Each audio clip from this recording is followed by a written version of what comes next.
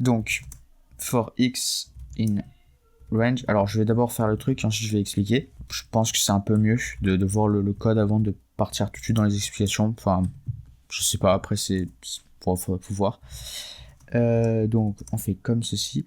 Donc, on va reprendre un peu le même principe qu'on a fait pour l'alignement, pour la vérification horizontale. C'est-à-dire qu'on va parcourir toutes nos valeurs et on va stocker ça dans des listes. Et une fois que cette liste vaut 3, ben on va faire la vérification. Et ensuite, on supprime les valeurs et on continue. Et à chaque fois, du coup, on supprime dès qu'on a plus de 3 valeurs ou plus. Enfin, 3 valeurs en fait, simplement. Donc, for in range ça. Donc, ok, donc là, on va stocker comme ceci. Ok, donc là, on stocke une valeur, les valeurs à chaque fois. Donc, attendez, comment ceci, ça fonctionne déjà. Bon, on itère, chaque itération, nouvelle liste. Ok, bon, on a notre itération, on a une boucle, donc là, avant de revenir ici, on va d'abord itérer tout ceci. Donc là, 0, 8, 3. Donc, si on fait ça sur... Ah ouais, j'ai fermé Google Colab. Bon, c'est à peu près le même truc qu'on a pu voir tout à l'heure. Je crois que ça ne change pas en fait. Alors, on va peut-être vérifier rapidement, mais non, ça ne change pas. Donc, si on fait...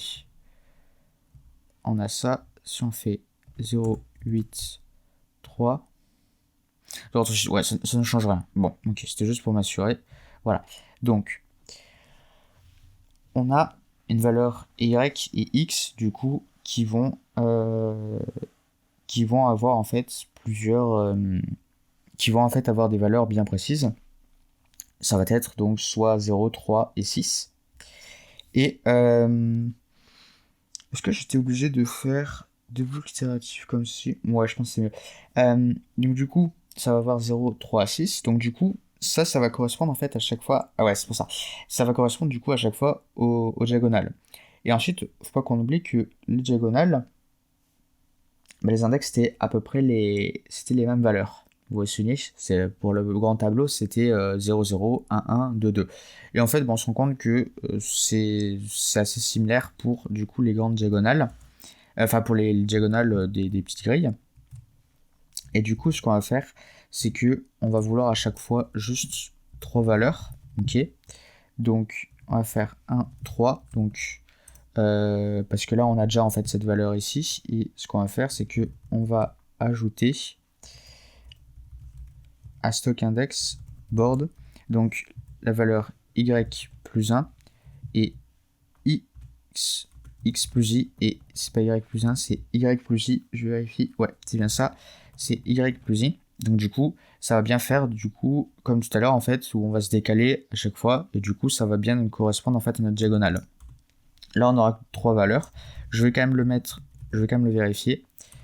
Ok, stock index supérieur ou égal à 3. Et là, à nouveau, on fait juste vérification stock index.count player.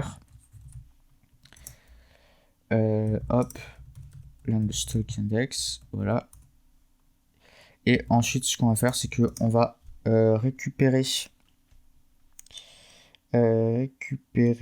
la... attendez que je ne me trompe pas. On va récupérer l'index de y plus i et x plus i. Voilà, donc du coup en fait les valeurs qui sont en fait générées par ici selon l'itération. Et ce que l'on fait, c'est que là, ça veut dire qu'on a un alignement dans une diagonale. Donc fan alignement dans une diagonale. Voilà. Et ensuite, ce qu'on fait, c'est qu'on fait place big board. Voilà, main board. B divisé par 3 et A divisé par 3 à nouveau. Même raisonnement. Ok, et là, on pense à supprimer les valeurs de notre liste stock index clear, parce que après, quand on a fini ici, on va revenir là. Attendez que je me trompe pas. Bah non, parce que là, donné qu'on vérifie que ce soit bien supérieur ou égal à 3, on va revenir ici, vu qu'on aura fini l'itération là. Ok. Et donc du coup, on va revenir là, et on n'aura pas de nouvelle liste. On pourrait la mettre. On pourrait la mettre ici, c'est vrai. Mais là, on change un petit peu et on supprime. Et si il n'y a pas eu d'alignement, enfin s'il n'y a pas eu, s'il n'y a pas eu d'alignement, si on n'a pas 3 fois les mêmes valeurs, bah faut qu'on pense à quand même enlever les valeurs, donc avec la méthode .clear. Voilà. Donc du coup, ça c'était pour les premiers types de diagonales. Ensuite, il faut qu'on fasse pour le deuxième type de diagonale. Donc là, du coup, on peut voir, tout d'abord, on peut s'imaginer le truc. Hein. On est x en 0, ok. Ensuite, on va en y, on va en 0. Donc y 0, 0, 0. On ajoute la valeur qui est l'index 0, 0. Ensuite, on itère de 1 à 3, donc on va voir les valeurs 1 et 2. Donc du coup, on va avoir 0 plus i et x plus i, donc 1 plus 1, 1, voilà. Ensuite, on va voir 0 plus 2 et 0 plus 2, donc 2, 2. On vérifie, voilà. Ensuite, on se décale un petit peu. On a la valeur 3, ok. Donc la valeur 3, donc faut penser que là, ça va être en y. Donc on va voir 3, 0. Donc on va aller à la deuxième liste, ok. Et on va commencer en 0. Enfin, la première valeur, en fait. Et ensuite, on fait cette diagonale, etc. Ensuite, voilà, on va dire que ça, on a fini. Donc là, on passe à x égale à 3. Donc, x égale à 3, ça veut dire que du coup, quand là, on va passer ici, donc 3, 0, ok. Donc là, on est en 0, 3. Ensuite, là, on itère. Donc là, on a 0 plus i, donc 1. 1, 4. 2, 5. 3, 5. Non, on s'arrête à 2. Excusez-moi, on s'arrête juste à 2. Donc non, pas le dernier truc. Et donc, du coup, on s'est décalé pour pouvoir commencer nos nouveaux diagonales. Voilà, comme ceci. Donc, ça, c'était pour les premières diagonales. Et maintenant, on va faire pour les autres types de diagonales. Donc, ça va être un peu la même chose. For ix in range 0, 9, 3. Est-ce que ça... Je veux juste vérifier un truc... Ok, bon, là pareil, ça change pas grand chose. Ça fera toujours comme valeur 0,36 parce que 9, c'est pas inclus dans l'intervalle. Donc ça changera, on aurait pu mettre 7 ou 8, c'était pareil. Donc là, on va faire les autres types de diagonales. Donc les diagonales qu'on peut dire négatives, donc qui partent en fait, comment on pourrait dire, qui sont en fait comme ceci. Elles partent d'un coin en haut à droite et elles vont jusqu'au bas à gauche. Voilà. Donc on va faire comme ceci. Donc là, pareil, on va faire une liste plutôt, voilà. For y in range, voilà. Alors là, ça va être un peu différent, de 9, 3, ok. For i in range 3, voilà. On fait stock and index.append board y moins i. Et là, ce qu'on va faire, c'est qu'on va faire x plus i. Voilà, c'est une autre manière en fait que au lieu d'utiliser le reverse, tout ça, c'est que là, du coup, en y, on va diminuer. Donc du coup, attendez, que ce soit bien ça. Ouais, c'est bien ça. Donc on va diminuer. Et là, on va augmenter tout simplement parce que du coup, attendez que je me trompe pas. Y, donc les valeurs en y, donc chaque liste. Ok. Et un x plus i, on va augmenter. Ok, ouais, donc c'est bien ça. Et ensuite, ce qu'on va faire, c'est que on va vérifier à nouveau si on a bien 3 valeurs. Si on en a 3, du coup, ensuite, on fait les vérifications. Voilà, point player égale longueur stock n index, comme ceci. Et là, à nouveau, on va récupérer les valeurs qui nous serviront pour les y. Ok. Donc, comme ceci. Là, on peut dire donc y existe, donc pour les coordonnées, en fait, de là où on va placer du coup notre pièce. Et ensuite, là, on peut mettre player. Voilà, fait un alignement. dans une diagonale. Voilà. Et ensuite, on pense à clear notre liste. Voilà. Et sinon, plutôt que je mette là, voilà, stock and index.clear. Clear. Voilà, comme ceci. Ok. Bon, là c'était du coup un peu plus délicat parce que d'un côté on diminue, de l'autre on augmente. Donc on va imaginer en nouveau x vaut 0, y vaut 2, cette fois-ci. Ok. Bon. Ensuite on itère. Donc on va voir tout d'abord 2, i vaut 0, donc ça va être 2, 0.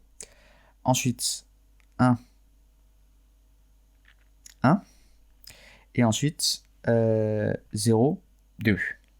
Ok. Donc on a bien diminué en termes de liste et ensuite on a augmenté en termes de valeur. Donc du coup on récupère bien ce qui correspond en fait à une diagonale en fait de la type, donc les diagonales négatives. Si je me trompe pas, attendez. 2. Alors attendez, là on a 2. 2, ok. Ensuite 0. Ensuite on a 1. 1. Et ensuite là on a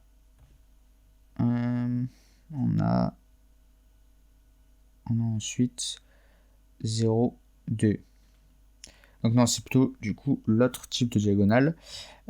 Sinon, ce que l'on peut faire, c'est que on va faire jouer un petit peu avec tout ceci. Et en fait, on va afficher ces valeurs-là. Donc, on va faire comme ceci. On va prendre une nouvelle case. For i in range. Et ensuite, ce qu'on va faire, c'est qu'on va faire print. Donc, c'était y moins i et i plus... non, x plus i.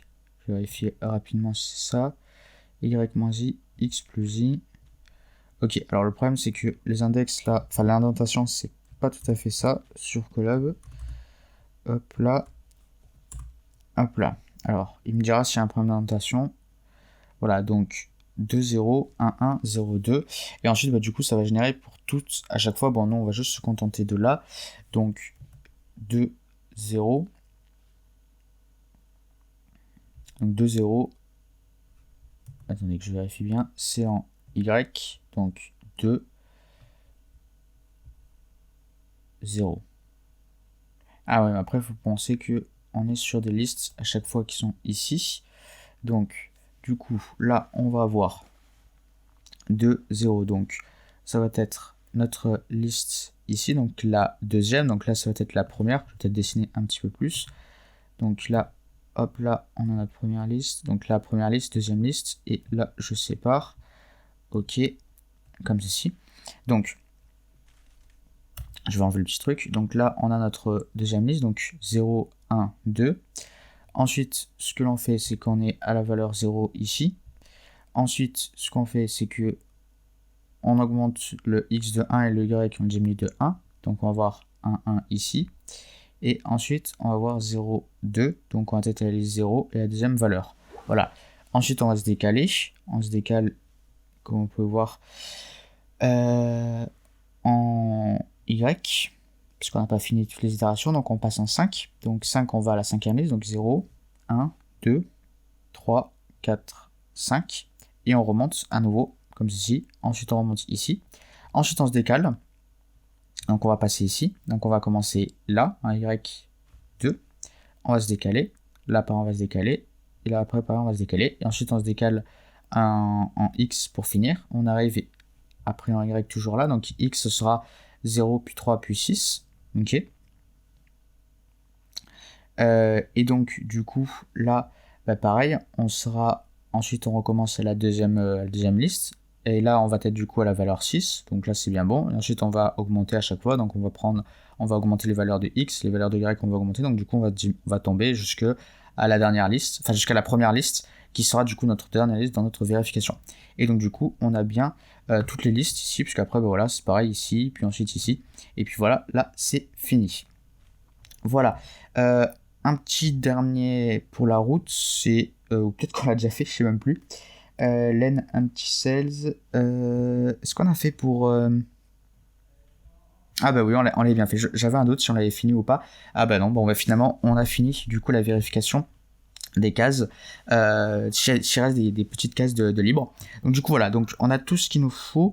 Je vais juste faire la fonction pour vérifier le jeu, donc qui va permettre en fait de vérifier comment on appelle ça, tous les petits aliments, donc les aliments dans les petites grilles, ou s'il reste de la place. Donc on va faire board, main board. Donc en fait je vais appeler mes 3-4 fonctions, et pas cette fonction là, parce qu'en fait cette fonction elle nous servira pour après. En fait c'est elle en fait qui nous indiquera si on continue le jeu ou pas.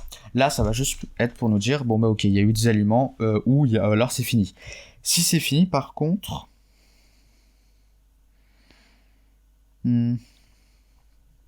si c'est fini, peut-être qu'il faudra que j'y pense à l'ajouter ailleurs, parce que là on renvoie true, mais on renvoie true en fait un petit peu dans le vide ici. Bon, ça on le fera pour la prochaine fois, on aménagera ce qu'il faut, parce que là on va juste renvoyer un trou dans le vide. Et le truc c'est que faut pas qu'on se repose juste sur la ligne, sur cette fonction là, parce que cette fonction, en fait, s'il y a un draw, faut bien qu'on s'en rende compte en fait. Mais ça, on s'en rendra compte parce que on vérifiera en fait s'il reste de la place ou pas. Voilà, donc on va faire check diagonal. Donc du coup, est-ce que c'est vraiment si utile que ça d'appeler cette fonction? Bon, pas forcément en fait. Bon, après, ça peut juste être pour un titre indicatif, mais c'est vrai que c'est pas forcément utile. Ou sinon en fait ce que je ferai c'est que j'aménagerai pour que ce soit bien fait, mais ça on le fera du coup la prochaine fois. Donc voilà, et ensuite on fait check anti-sales. Je vérifie bien l'orthographe aussi des jargon, des fonctions. Ok, ça c'est bon, et ensuite là on met juste board. Et voilà, donc du coup là on a fini pour tout ce qui était alignement dans les petits tableaux et dans les grands tableaux et dans le grand tableau. Et du coup ce qu'il nous reste à faire c'est on clique à un endroit, on récupère les valeurs, on récupère les coordonnées, on les transforme en index, on regarde du coup la case qui représente la valeur qui représente cette case dans nos listes, on regarde du coup si elle est vide ou pas. Si elle est vide, ok. Mais si elle est vide, il faut qu'on pense aussi à regarder, à part si on est le premier à jouer, il faut qu'on regarde aussi qu'on soit dans la bonne grille. Voilà, donc ça il faudra faire attention, il faudra que du coup, selon là où on clique, en fait, on dise ok, donc ça, le joueur adverse, celui qui va jouer après, eh ben, il va falloir qu'il joue dans cette grille là et uniquement celle-là. Et en plus de ça, il faut qu'on vérifie que dans cette grille ce soit vide. Si c'est pas vide, il peut jouer où il veut. Ici c'est vide, enfin s'il y a au moins un endroit de vide, il faudrait qu'il joue du coup dans cette grille. Même s'il n'y a qu'un seul endroit, il sera obligé de jouer que dans un seul et unique endroit. Voilà, donc du coup ça ce sera pour la prochaine fois.